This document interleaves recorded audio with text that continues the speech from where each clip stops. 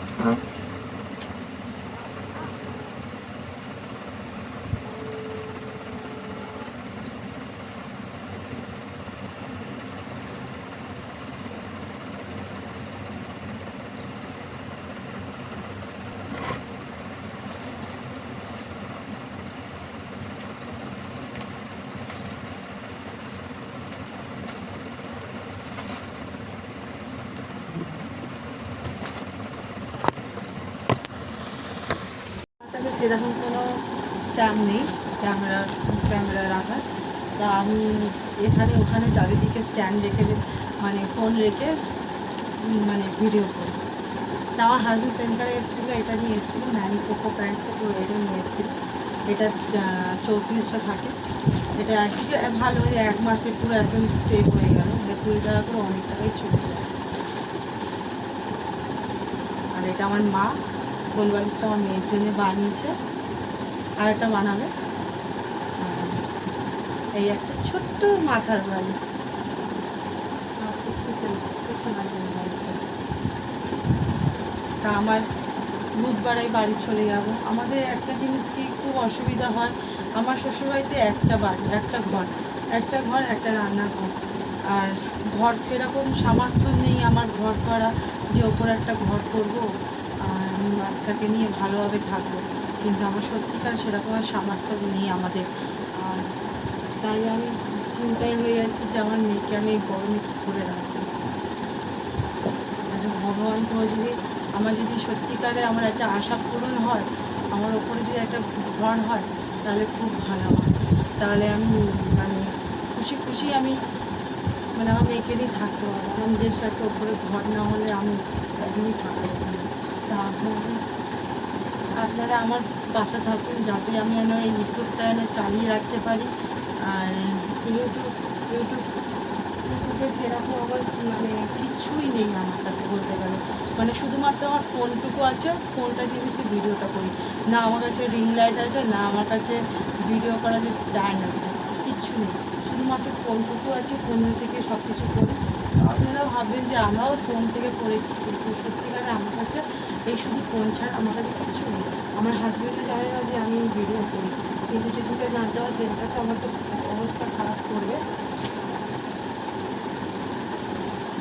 ভিডিওগুলো করি কেন, আমার সত্যিকার কেউ মানে বলার কেউ থাকলে একদিকে ভালো হয়।